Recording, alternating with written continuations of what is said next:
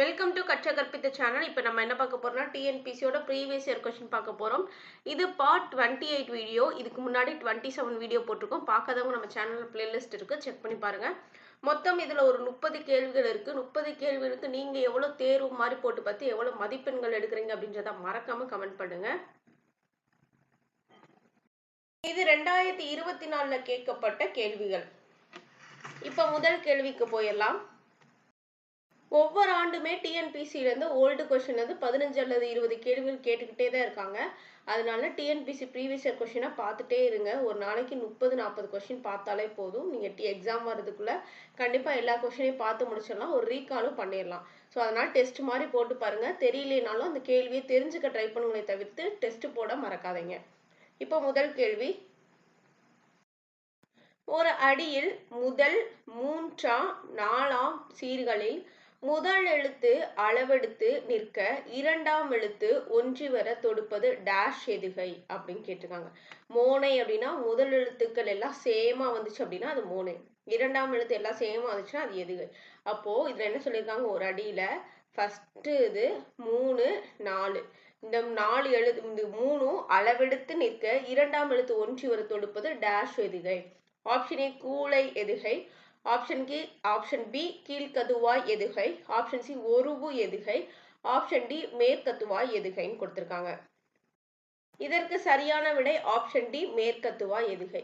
ஒரு அடியில முதல் சீரு முதல் 3 4ஆம் முதல் எழுத்து அளவெடுத்து நிற்க இரண்டாம் எழுத்து ஒன்றி வருவது என்ன சொல்லியிருக்காங்க, மேற்கத்துவாய் எதுகைன்னு சொல்லியிருக்காங்க. அடுத்து இரண்டாவது கேள்வி. ராமன் வந்தான் எவ்வகை தொடர் என அறிந்து எழுதுக. ராமன் வந்தான் அப்படின்றது எவ்வகை தொடர்னு கேட்டிருக்காங்க. ஆப்ஷன் ஏ வினைமுற்று தொடர், ஆப்ஷன் பி எழுவாய் தொடர், ஆப்ஷன் சி பெயரச்ச தொடர், ஆப்ஷன் டி வினையச்ச தொடர். ராமன் வந்தான் அப்படின்றதுக்கு சரியான விடை ஆப்ஷன் பி எழுவாய் தொடர். ராமன் வந்தான் அப்படின்றது எவ்வகை தொடர், எழுவாய் தொடர். அடுத்து மூன்றாவது கேள்வி. இச்சொல்லின் பொருள் என்னன்னு கேட்டிருக்காங்க. நனைந்தலை உலகம் அப்படின்றது பொருள் என்னன்னு கேட்டிருக்காங்க. ஆப்ஷன் ஏ அகன்ற உலகம், ஆப்ஷன் பி நீர் சூழ் உலகம், ஆப்ஷன் சி மலை சூழ் உலகம், ஆப்ஷன் டி மலை சூழ் உலகம் கொடுத்திருக்காங்க. இப்ப நனைந்தலை உலகம் அப்படின்றதுக்கு பொருள் ஆப்ஷன் ஏ அகன்ற உலகம். நனைந்தலை உலகம் அப்படின்றதுக்கு பொருள் ஆப்ஷன் ஏ அகன்ற உலகம். அடுத்து நான்காவது கேள்வி. பழமொழியினை நிறைவு செய்க. மரத்தை இலை காக்கும். மரத்தை இலை காக்கும் அப்படின்ற பழமொழியை நிறைவு செய்ய சொல்லியிருக்காங்க.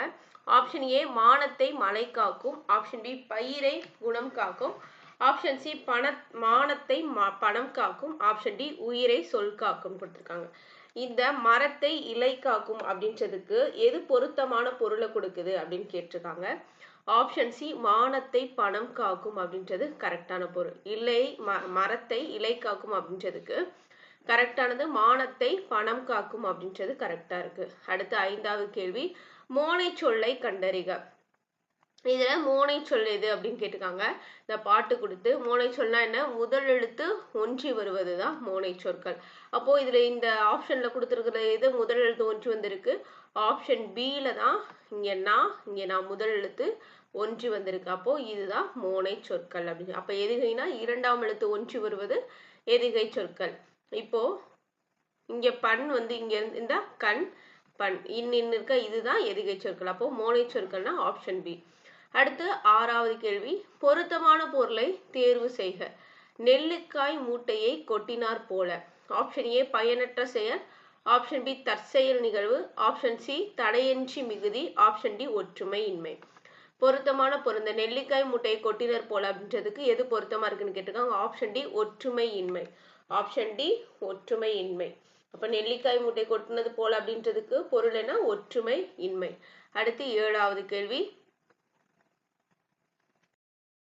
காவிய தர்ஷனம் என்னும் வடமொழி நூலின் என்ன நூல், வடமொழி நூலின் தமிழ் நூலாக அமைந்தது எது அப்படின்னு கேட்டிருக்காங்க. ஆப்ஷன் ஏ மாறன் அலங்காரம், ஆப்ஷன் பி தண்டி அலங்காரம், ஆப்ஷன் சி திவாகர நிகண்டு, ஆப்ஷன் பி பிகல நிகண்டு அப்படின்னு கேட்டிருக்காங்க. இந்த கவ்ய தர்ஷனம் அப்படின்றது எந்த நூலை அமைஞ்சிருக்கு அப்படின்னு கேட்டிருக்காங்க. இதற்கு சரியான விடை ஆப்ஷன் பி தண்டி அலங்காரம். இந்த நூல் என்னது, ஒரு வடமொழி நூல். இந்த வடமொழி நூல் தமிழ்ல எப்படி அமைஞ்சிருக்கு அப்படின்னா தண்டி அலங்காரம் அப்படின்ட்டு அமைஞ்சிருக்கு. அடுத்து எட்டாவது கேள்வி, சொற்களை ஒழுங்குபடுத்தி சொற்றொடராக்குக. இதற்கு சரியான விடை பார்த்தரலாம். ஆப்ஷன் பி, இகழ்வேந்தர் சேர்ந்து ஒழுகுவார் அப்படின்றதான் சரியான தொடர். இகழ்வேந்தர் சேர்ந்து ஒழுகுவார் அப்படின்றதான் சரியான சொற்றொடர். அடுத்து 9வது கேள்வி, மரபு பிழைகளை நீக்கி எழுதுக. இல்லத்தின் அருகே புதிதாக கூரை போட்டனர் அப்படின்னு. இந்த கூரை போட்டனர் எப்படி வரும்? கூரை வேந்தனர்னு வருமா? ஆப்ஷன் பி கூரை முடைந்தனர்னு வருமா? ஆப்ஷன் பி கூரை செய்தனர்னு வருமா? ஆப்ஷன் டி கூரை வரைந்தனர் வருமா அப்படின்னு கேட்டிருக்காங்க. அப்போ கூரை என்ன மரபு சொற்கள் கரெக்டானது அப்படின்னா கூரை வேந்தனர் அப்படின்றதான் கரெக்டானது. கூரை போட்டனர் வராது, முடைந்தனர் வராது, செய்தனர் வராது, வரைந்தனர் வராது. கூடை வேந்தனர் அப்படின்றதான் சரியான பொருள். அடுத்த 10வது கேள்வி பார்த்தலாம். பொருந்தாத சொல்லை கண்டறிக. செப்பல் ஓசை, துள்ளல் ஓசை, அகவல் ஓசை, ஓங்கல் ஓசைன்னு கொடுத்துருக்காங்க. இதுக்கு எது பொருத்தம் இல்லாம இருக்கு அப்படின்னா ஆப்ஷன் டி ஓங்கல் ஓசை அப்படின்றதான் பொருத்தம் இல்லாம இருக்கு. அடுத்து 11வது கேள்வி, எதிர்ச்சொல் அறிதல். ஊக்கம் அப்படின்றதுக்கு எதிர்ச்சொல் என்ன அப்படின்னு கேட்டிருக்காங்க. ஆப்ஷன் ஏ ஆர்வம், ஆப்ஷன் பி உற்சாகம், ஆப்ஷன் சி சோர்வு, ஆப்ஷன் டி தெளிவு. இதற்கு சரியான விடை ஆப்ஷன் சி சோர்வு. அப்போ ஊக்கத்துக்கு எதிர்ச்சொல் என்ன? சோர்வு. அடுத்து 12வது கேள்வி, பிரித்தெழுது நீளுழைப்பு அப்படின்றத பிரித்து எழுத சொல்லியிருக்காங்க. இதற்கு சரியான விடை பார்த்தலாம். ஆப்ஷன் டி நீள் கூட்டல் உழைப்பு. ஆப்ஷன் டி நீள் கூட்டல் உழைப்பு அப்படின்றத பிரியுது. இப்போ எப்படி நீளுழைப்பு அப்படின்றது எப்படி பிரியுது? நீள் கூட்டல் உழைப்பு அப்படின்னு பிரியுது. அடுத்து 13வது கேள்வி, எவ்வகை வாக்கியம் என அறிக. பூக்களை பறிக்காதே அப்படின்றது ஆப்ஷன் ஏ செய்தி வாக்கியம், ஆப்ஷன் பி கட்டளை வாக்கியம், ஆப்ஷன் சி வினா வாக்கியம், ஆப்ஷன் டி பிறவினை வாக்கியம். பூக்களை பறிக்காதீர் அப்படின்றது என்ன வாக்கியம்னு கேட்டிருக்காங்க. இது சரியான விடை ஆப்ஷன் பி கட்டளை வாக்கியம். பூக்களை பறிக்காதீர் அப்படின்றது என்ன வாக்கியம்? கட்டளை வாக்கியம். கட்டளையா சொல்றாங்க. இது என்ன வாக்கியம்? கட்டளை வாக்கியம். அடுத்து 14வது கேள்வி, இமிலிசையோட இலக்கணம் குறிப்பு என்ன அப்படின்னு கேட்டிருக்காங்க. ஆப்ஷன் ஏ பண்பு தொகை, ஆப்ஷன் பி வினை தொகை, ஆப்ஷன் சி வினையால் அணையும் பெயர், ஆப்ஷன் டி வினைமுற்று. இதற்கு சரியான விடை ஆப்ஷன் பி வினை தொகை. இதற்கு சரியான விடை என்ன? வினை தொகை. அடுத்து 15வது கேள்வி, மல்லிகை சூடினாள் என்பது ஆப்ஷன் ஏ பண்பாகும் பெயர், ஆப்ஷன் பி தொழிலாகும் பெயர், ஆப்ஷன் சி பொருளாகும் பெயர், ஆப்ஷன் டி காலவாகும் பெயர். மல்லிகை சூடினாள் அப்படின்றது என்னன்னு கேட்டிருக்காங்க. இதற்கு சரியான விட ஆப்ஷன் சி பொருளாகும் பெயர். மல்லிகை சூடினாள் அப்படின்றது என்னது? பொருளாகும் பெயர். அடுத்து 16வது கேள்வி, பயனில்லாத கலர் நிலத்திற்கு ஒப்பானவர்கள். ஆப்ஷன் ஏ வலிமையற்றவர், ஆப்ஷன் பி கல்லாதவர், ஆப்ஷன் சி ஒழுக்கமற்றவர், ஆப்ஷன் டி அன்பில்லாதவர். பயனில்லாத கலர் நிலத்திற்கு ஒப்பானவர்கள் யாரு அப்படின்னு கேட்டீங்கன்னா ஆப்ஷன் பி கல்லாதவர். ஆப்ஷன் பி கல்லாதவர். பயனில்லாத கலர் நிலத்திற்கு ஒப்பானவர்கள் யாரு? படிக்காதவங்க. கல்லாதவங்கன்னா படிக்காதவங்க தான் பயனில்லாத ஒரு கலர் நிலத்திற்கு ஒப்பானவர்கள்னு கொடுத்திருக்காங்க. அடுத்து 17வது கேள்வி, திருக்குறளின் வழியில் துன்பப்படுபவர். ஆப்ஷன் ஏ தீக்காயம் பட்டவர், ஆப்ஷன் பி தீயினால் சுட்டவர், ஆப்ஷன் சி பொருளை காக்காதவர், ஆப்ஷன் டி நாவை காக்காதவர். திருக்குறள் வழியில யாரு துன்பப்படுறான்னு கேட்டிருக்காங்க. இதற்கு சரியான விடை ஆப்ஷன் டி நாவை காக்காதவர். இதற்கு சரியான விடை ஆப்ஷன் டி நாவை காக்காதவர்.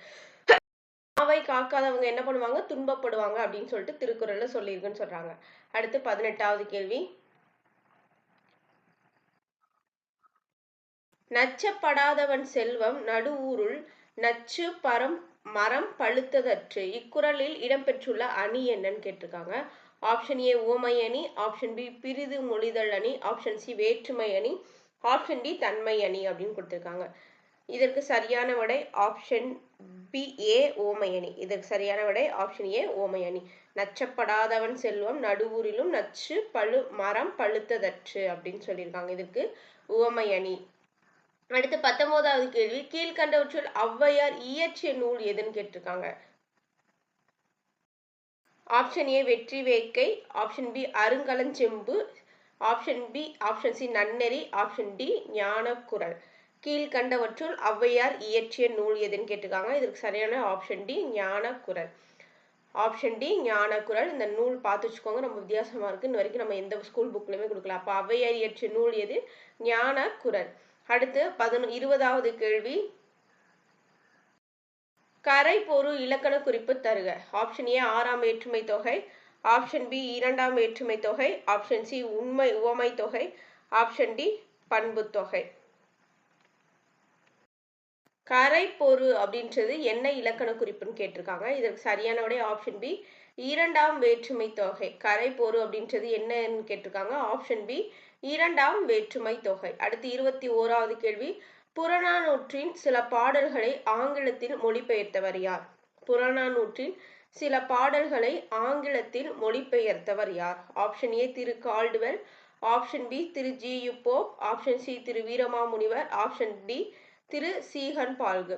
புறநானூற்றின் சில பாடல்களை ஆங்கிலத்தில் மொழிபெயர்த்தவர் யார் அப்படின்னு கேட்டிருக்காங்க. இதற்கு சரியான விடை ஆப்ஷன் ஏ திரு ஜி.யு. போப். ஆப்ஷன் ஏ திரு ஜி.யு. போப் தான் புறநானூற்று பாடல்களை ஆங்கிலத்துல மொழிபெயர்த்திருக்காரு. அடுத்து 22வது கேள்வி, புறநானூற்று இந்நூல் த 400 songs of war and wisdoms and anthological of poems for classical Tamil த புறநானூறு என்னும் தலைப்பில் மொழிபெயர்த்தவர் யார் அப்படின்னு கேட்டிருக்காங்க. Doctor Caldwell, option B G U. Pope, option C Percival பாதிரியார், option D George L Hart. அதாவது புறநானூற்றில் இந்நூலில் த 400 songs of war and wisdoms and anthology of poem from classical Tamil த புறநானூறு அப்படின்ற தலைப்புல மொழிபெயர்த்தவர் யாருன்னு கேட்டிருக்காங்க. இதற்கு சரியான option D George L Hart. அடுத்து 23வது கேள்வி, சங்க இலக்கியங்களில் கரகாட்டம் எவ்வாறு அழைக்கப்படுகிறது? சங்க இலக்கியங்களில் கரகாட்டம் எவ்வாறு அழைக்கப்படுகிறது? ஆப்ஷன் ஏ குடக்கூத்து, ஆப்ஷன் பி தெருக்கூத்து, ஆப்ஷன் சி சக்தி கரகம், ஆப்ஷன் டி உடுக்கை ஆட்டம். சங்க இலக்கியங்களில் கரகாட்டம் எவ்வாறு அழைக்கப்படுகிறதுன்னு கேட்டிருக்காங்க. இதற்கு சரியான விடை ஆப்ஷன் ஏ குடக்கூத்து. Option A குடக்கூத்து. கரகாட்டம் எப்படி சங்க இலக்கியங்கள் அழைக்கப்படுது? குடக்கூத்து அப்படின்னு அழைக்கப்படுது. அடுத்து 24வது கேள்வி, புலமை பெருங்கடல் என அழைக்கப்பட்டவர்? Option A உ.வே. Swaminathar, option B M. Varadarasanar, option C வாசுபா Manickanar, option D தோப்போ Meenakshi Sundaranar. புலமை பெருங்கடல் அப்படின்னு அழைக்கப்படுறவர் ஆப்ஷன் ஏ உ.வே. சுவாமிநாதர். புலமை பெருங்கடல் என அழைக்கப்பட்டவர் யாரு? உ.வே. சுவாமிநாதர். அடுத்து 25வது கேள்வி, வெட்டவெளியை கடவுளாக வழிபடுபவர் யார்? வெட்டவெளியை கடவுளாக வழிபடுபவர் யார்? ஆப்ஷன் ஏ பாம்பாட்டி சித்தர், ஆப்ஷன் பி குதம்பை சித்தர், ஆப்ஷன் சி அல்குனி சித்தர், ஆப்ஷன் டி கடுவெளி சித்தர் அப்படின்னு சொல்லியிருக்காங்க. வெட்டவெளியை கடவுளாக வழிபட்டவர் யார் அப்படின்னா ஆப்ஷன் டி கடுவெளி சித்தர் அப்படின்றத வெட்டவெளியை கடவுளா வழிபட்டிருக்காரு. அடுத்து 26வது கேள்வி, காந்தியடிகள் தமிழகம் வந்த போதெல்லாம் அவரது மேடை பேச்சினை மொழிபெயர்த்தவர்? Option A Muva, option B மு. பொ. சிவஞானம், ஆப்ஷன் சி திருவி கல்யாண சுந்தரம், ஆப்ஷன் டி சி.என். அண்ணாதுரை. காந்தியடிகள் தமிழகம் வந்த போதெல்லாம் அவரது மேடை பேச்சினை மொழிபெயர்த்தவர் யாருன்னு கேட்டிருக்காங்க. ஆப்ஷன் சி திருவி கல்யாண சுந்தரம். ஆப்ஷன் பி திருவி கல்யாண சுந்தரம். அடுத்து 27வது கேள்வி, தமிழ் வடமொழியின் மகள் என்று அது தனி குடும்பத்திற்கு உரிய மொழி, சமஸ்கிருதம் கலப்பின்றி அதை தனித்து இயங்கும் ஆற்றல் பெற்ற மொழி என கூறியவர்? A Agathialingam, B Hogan, option C Caldwell, option D Francis Ellis. Tamil மொழி வடமொழியின் மகள் என்று அது தனி குடும்பத்திற்கு உரிய மொழி, சமஸ்கிருதம் கலப்பின்றி இயங்கும் ஆற்றல் பெற்ற மொழி என்று கூறியவர்? ரொம்ப இம்பார்ட்டன்ட், பார்த்து வச்சுக்கோங்க, அடிக்கடி இந்த கேள்வி வருது. தமிழ் வடமொழியோட மகள் என்று அது தனி குடும்பத்திற்கு உரிய மொழி, சமஸ்கிருதம் கலப்பின்றி அதை தனித்து இயங்கும் ஆற்றல் பெற்ற மொழி என கூறியவர் யாரு? Option C Caldwell. Option C Caldwell. அடுத்து 28வது கேள்வி, தாதா சாஹோப் பால்கே விருது முதலில் எந்த ஆண்டிலிருந்து கொடுக்கப்பட்டாங்கன்னு கேட்குறாங்க. 1965, 1969, ஆப்ஷன் சி 1990, ஆப்ஷன் டி 1996. இதற்கு சரியான விடை ஆப்ஷன் பி 1969. தாதா சாஹோப் பால்கே விருது முதலில் தொடங்கப்பட்ட ஆண்டு 1969. 29, ஆசியாவிலேயே மிக பழமையான நூலகம் என்ன புகழுக்குரியது? அண்ணா நூற்றாண்டு நூலகம், ஆப்ஷன் பி திருவனந்தபுரம் நடுவண் நூலகம், ஆப்ஷன் சி கன்னிமாரா நூலகம், ஆப்ஷன் டி தஞ்சை சரஸ்வதி மகால் நூலகம். ஆப்ஷன் டி தஞ்சை சரஸ்வதி மகால் நூலகம். ஆசியாவிலே மிக பழமையானது என்னன்னு கேட்டிருக்காங்க. தஞ்சை சரஸ்வதி மகால் நூலகம் பழமையானது ஆசியாவிலேயே.